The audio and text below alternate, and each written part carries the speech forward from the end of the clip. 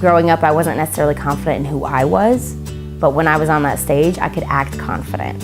And that's what made me feel special and feel good. In high school is when I really started theater, and I did that all 4 years of high school. I got out of my box, and I wasn't as shy anymore. And I kind of like found out what my personality was, which was really quirky and weird. Like to the point to where I came to high school dressed as a nerd just because I wanted to. Like I had the goggle glasses, the hat, my rolly book bag and suspenders, and I was in character the whole day. So people tried to talk to me and I would just be like, don't talk to me. And I would just like, you know, bang on lockers and go quickly down the hallways. In high school, my junior year of high school, I gave my life to the Lord. And so that's kind of what changed my views a little bit. And so it went from doing theater full-time and acting, because whenever somebody asked, what do I want to do when I grow up? It was always singer/comedic actress. And I always added that slash in there. The singer went away, but the comedic actress was always there.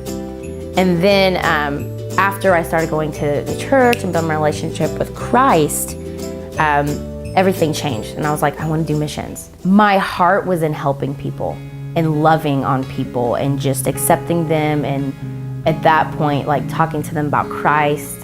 So that's why I felt that I wanted to do missions work. I wanted to go to different countries. I wanted to help out where it's needed, and I wanted to love on those people. So I went to Southeastern for missions work. But the idea of doing theater and knowing that that's really what truly made me happy. Not saying that ministry didn't make me happy, but just that's where I felt that I could be my true self. I decided to drop my major in missions and just do theater. So after that, I auditioned for the Atlanta Unified Auditions, which is a big theater audition in Atlanta where all the actors come together and all the theaters in Georgia are in one place auditioning you. This little group saw me there, and I've never heard of it, and it's an improv theater. And they saw me and they're like, you know what? We would like for you to take our class, Improv for Actors. And it's only $230. And I was like, well, I did a little bit of improv in college and I enjoyed it at that competition, so I want to do it. So I decided to take the class. And being a Christian in the theater world is almost like an oxymoron. So it was definitely challenging because I was introduced to a lot of people in the secular theater world, which is totally opposite from where I came from, because I went to the Christian school and everything. So I was learning improv, everything about improv, in only 8 weeks with all of these people. Improv is you have to be very vulnerable.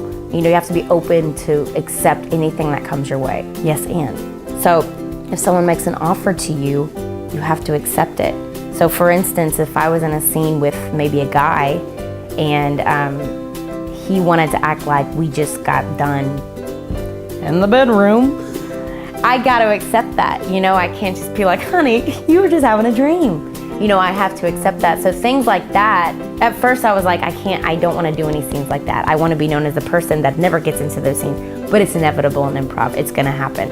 So it was very stressful, but it was very challenging. And I didn't think anything would come out of it, but just learning what improv was. At the end of it, I auditioned for a thing they call the Rookies Program. And I got in, and I was just diving into what improv was. And the whole time, one of my friends there, I went to church with him, he told everybody that I was a Christian. So people were messaging me, they're like, oh, I heard your background, you know, I just want to let you know that we know. Because, you know, it's just not common for someone like that to come in there. So I ended up getting into their general company. So I started doing improv there and doing shows and everything like that. And I got introduced to a lot of things that I've never been introduced before. Different languages, different words that I won't go into detail over camera. And just a whole different environment. And I think what I started realizing was the cool thing about this is I don't have to go blue, which means in improv you don't have to say the genitalia jokes or the sex jokes or whatever to be funny. You know, you can just be you without trying to pull those things out to make the audience laugh.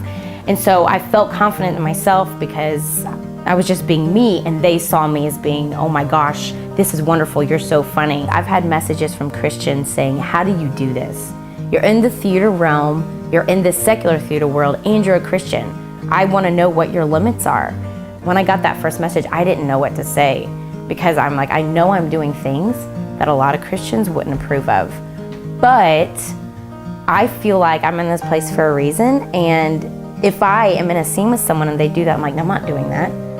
Then that kind of already puts a certain light on me. I've grown learning who I am as a person, and my views have definitely changed, but I still have my same beliefs, if that makes sense. They then asked me to be a part of this sketch that they were doing for YouTube, and it was just very, very sacrilegious, very funny.